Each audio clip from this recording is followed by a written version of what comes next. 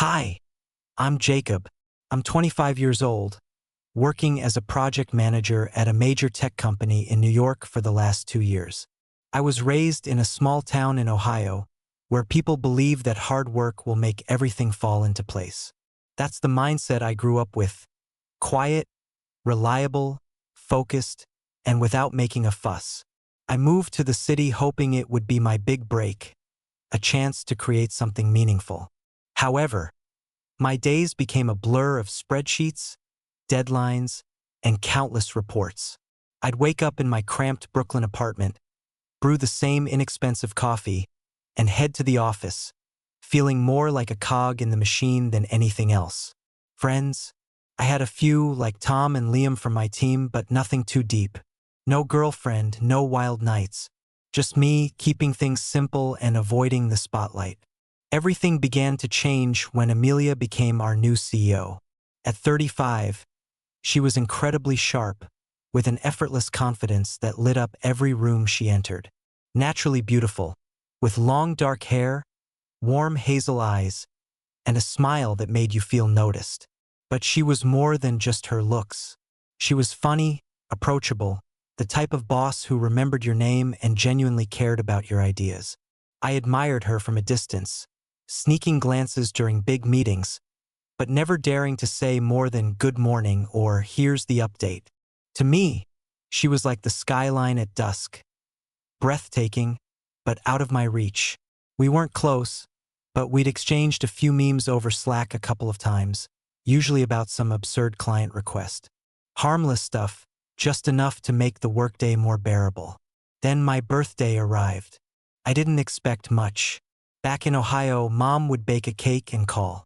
But here, I assumed it would pass unnoticed like most things in my life. Tom and Liam had forgotten the past couple of years, even though I had remembered theirs with a small gift or card. No big deal. I wasn't the type to make a fuss. So that morning, I showed up at the office as usual, buried in emails, pretending it was just another Tuesday. Around noon, I heard footsteps approaching my desk. I looked up, and there she was, Amelia, holding a small, neatly wrapped box with a ribbon on top. She smiled, that soft, genuine smile of hers, the one that crinkled the corners of her eyes. "Happy birthday, Jacob," she said, placing the box down gently. "I made this for you. Hope you like it." I blinked, caught off guard. Inside was a homemade cake, chocolate with a simple frosting swirl. Nothing fancy, but it smelled amazing, like fresh-baked warmth cutting through the sterile office air. "You remembered?" I stammered, feeling my face heat up.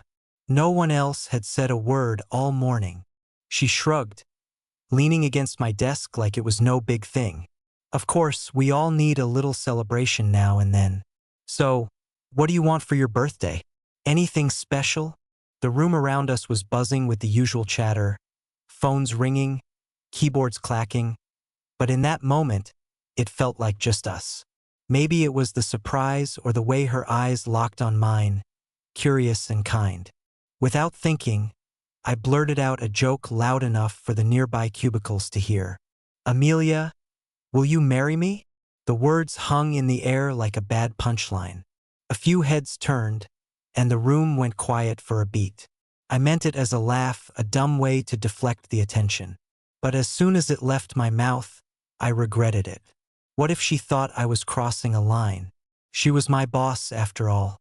10 years older, worlds apart in every way.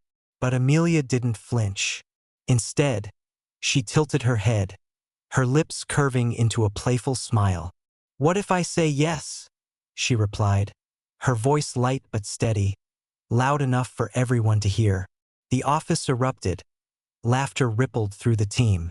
Tom slapped his desk, chuckling, and Liam let out a whistle. "Whoa, Jacob's got game!" someone yelled from across the room. I felt my cheeks burn, a mix of embarrassment and something else I couldn't quite name. I forced a grin, waving it off like it was all in fun. But inside, my heart was pounding. As the noise died down, Amelia leaned in closer, her voice dropping to a whisper just for me. "Birthdays are for wishing what you really want. Are you sure you were just joking? Her breath was warm against my ear, and for a second, the world narrowed to her eyes, searching, almost challenging. I opened my mouth to apologize, to laugh it off again, but the words stuck. Sorry, that was stupid, I muttered, avoiding her gaze.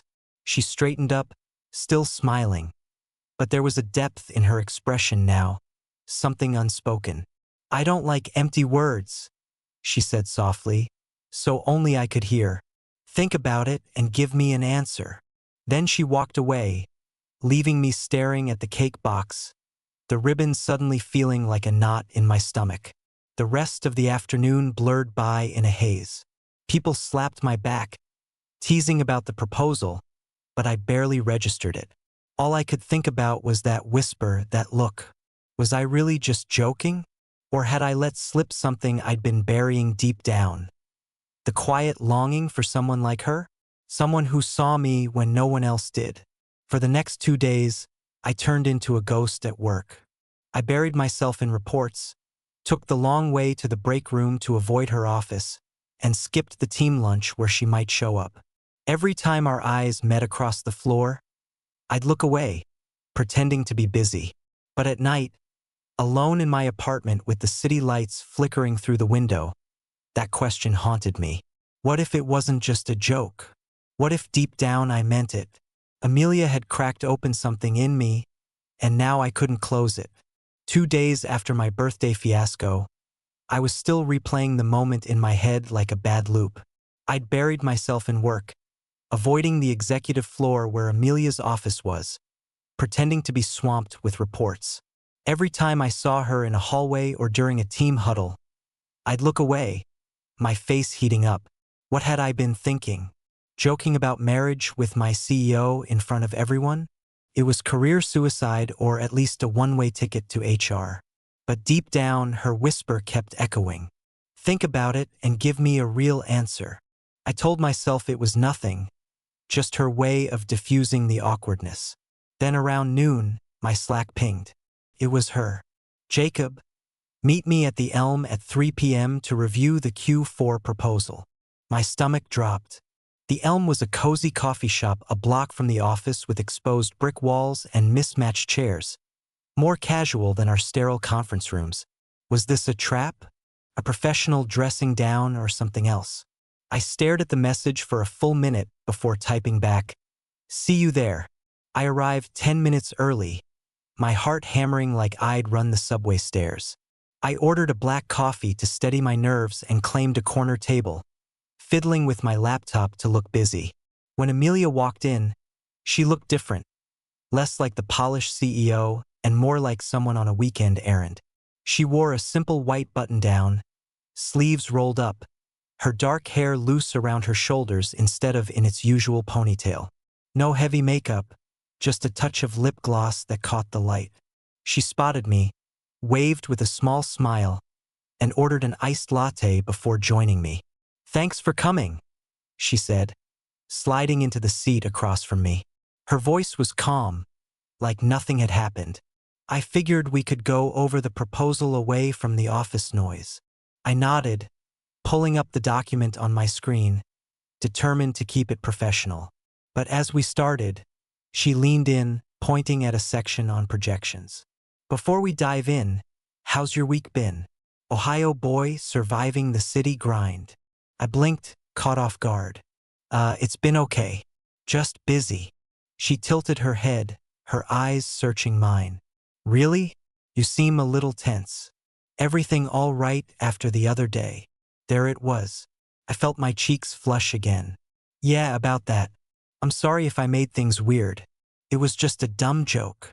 She waved it off with a laugh, light and genuine. "Don't apologize. Birthdays bring out the unexpected in people." Then softer, "But tell me more about Ohio. You mentioned once your mom makes killer cinnamon rolls. What's the secret?" We ended up talking for 20 minutes before even touching the proposal. I told her about growing up in that quiet town, the endless cornfields, helping my dad fix old trucks in the garage on summer afternoons, the way the air smelled like rain before a storm. She listened intently, nodding, her fingers tracing the rim of her cup. "Sounds peaceful," she said. "Boston was the opposite for me, always rushing. I went to school there, dreamed of being an artist, sketching in cafes, but life pulled me into business instead." She paused, her expression turning reflective. "I had a boyfriend back then who couldn't handle my ambition. We broke up because I was too focused on climbing the ladder. Now at 35, I'm still single, wondering if I missed out on the real stuff." Her honesty hit me. I'd never heard her open up like that. "You don't seem like someone who misses out," I said quietly. "I mean, you're running this whole company." She smiled, but it didn't reach her eyes. "Appearances, Jacob. Sometimes I worry people only see the title, not the person underneath.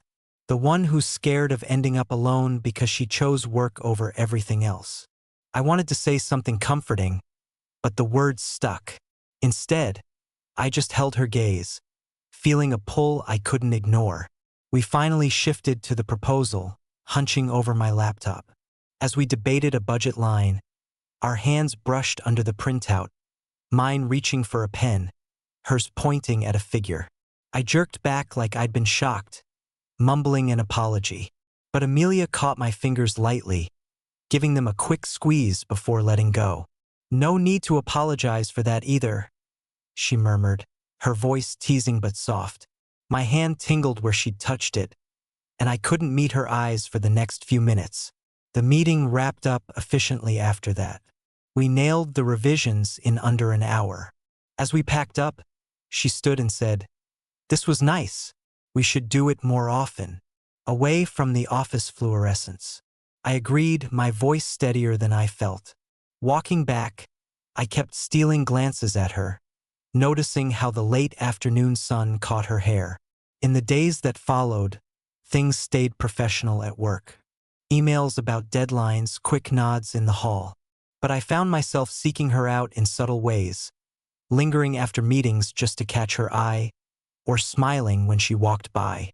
And every time she smiled back, it made the whole day feel lighter, like the weight of the city wasn't so heavy. Evenings brought something new, too.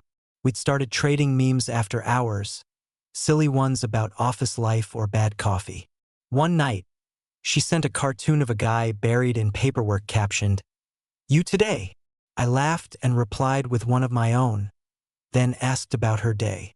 It spiraled into real talk, her sharing a frustrating board meeting, me venting about a glitchy software update. She asked about my dreams once, why I'd really come to New York.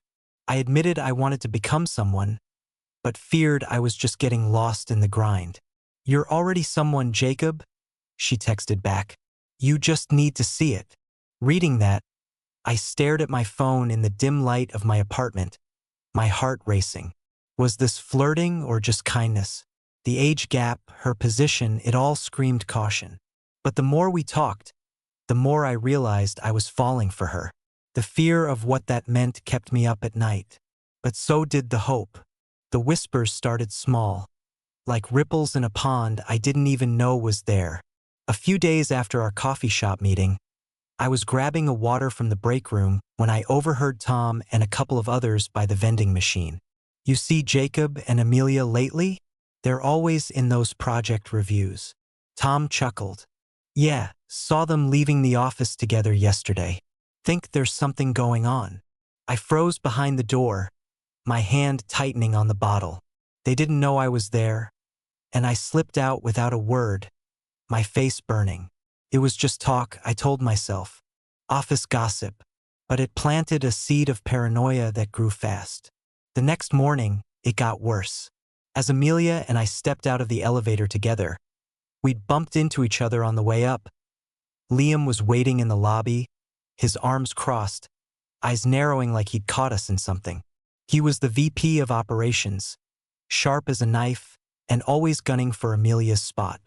"Morning, boss," he said to her, then glanced at me with a smirk. "Jacob." I nodded, mumbling a hello, but his stare followed us down the hall. By lunch, the rumors had spread. An anonymous email circulated. Nothing direct, just a vague, Watch out for favoritism in project assignments. I knew it was aimed at us. I tried to brush it off, focusing on my work, but the tension built like a storm cloud. Amelia must have felt it, too. Her messages turned more cautious, sticking to work topics during the day. But that night, she texted, "Everything okay? You seemed off today." I replied honestly, "Just the usual office BS. People talking." Her response came quick. "Ignore it. We'll be fine." But we weren't. It all exploded a week later. Liam had been digging and he found his opening. He'd emailed me a confidential report on a sensitive client deal marked for review only. I opened it, skimmed it, and filed it away. No big deal. But the next day, during an all-hands meeting, he stood up and announced a security breach. Sections of that report had mysteriously ended up with a rival, and all suspicion fell on me. Jacob had access, Liam stated, his voice laced with insincere concern. "A thorough investigation is necessary." The room fell silent, all eyes focused on me. Felt like I was drowning, my mind racing with doubt. Had I done something wrong? Amelia was leading the meeting, her expression a mask of professionalism. She avoided eye contact with me as she announced, "Effective immediately, Jacob is suspended while we investigate. This will be handled internally." Her words struck me hard. Suspended, and from her no less. I looked down at my notes, my hands trembling. After the meeting, people left quietly, whispering among themselves. Tom awkwardly patted my shoulder. "That's rough, man." Liam just smirked as he walked by. I packed up my things in a daze, feeling trapped in my cubicle.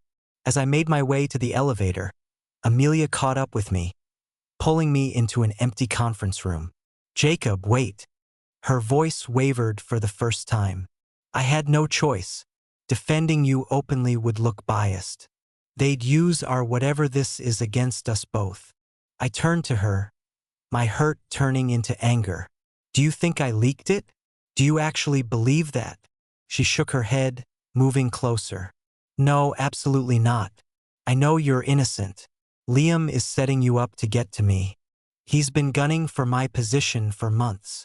Her eyes were desperate. "But if I defend you now, the board will see it as favoritism. We'd both be taken down." I leaned against the table, my world spinning. "So what now? I just take the blame." She reached for my hand, but I pulled away. "No, I'm stalling for time to prove it was him. Trust me." Her whisper was intense. "I won't let this ruin you." I wanted to trust her, but the betrayal was painful. "And us? What about that?" She hesitated, her expression softening. "That's why I'm doing this, to protect what we have." I left without a word, storming out into the rain-soaked streets. That night, the sky unleashed a torrent, thunder rumbling like my thoughts. I paced my apartment, replaying everything, the joke, the coffee shop, her hand on mine. Had it all led to this? My phone buzzed with a text from her. "I'm sorry. I hate this." I didn't respond initially, too raw from the pain. But as the rain pounded the windows, I typed back, "Me too." Hours later, a knock echoed at the door. I opened it to find Amelia, soaked, her coat shiny with rain, eyes red from crying. "Can I come in?" she asked, her voice barely audible over the storm. I stepped aside, and she entered, dripping onto the floor. "Jacob, I couldn't leave things like this." She shrugged off her coat, revealing a simple sweater clinging to her from the rain. "Do you think I wanted to suspend you?" It was devastating. I crossed my arms, trying to hold onto my anger. "Then why do it?" She moved closer, reaching for my hand. "Because if I didn't, Liam would win. He'd expose us, turn it into a scandal. The board would fire me, and you'd be collateral damage." Her voice broke. "I can't lose you over this." My anger faded. I pulled her into a hug, feeling her shake against me, the rain soaking through my shirt. We stood like that for what felt like an eternity, the storm raging outside. Finally, she pulled away, her eyes searching mine. I'm scared, Jacob, of losing my job, of what people will say about us, but mostly of hurting you. I brushed a wet strand of hair from her face. I'm scared too, but we'll figure it out. For the first time, the walls between us completely fell. We talked, really talked about our fears, our dreams, the connection we'd both felt from the beginning. Her hand remained in mine, and as the rain subsided, I realized this wasn't just an infatuation anymore. I was in love with her, storm and all. Together, we were no longer hiding in the shadows. We were living in the light.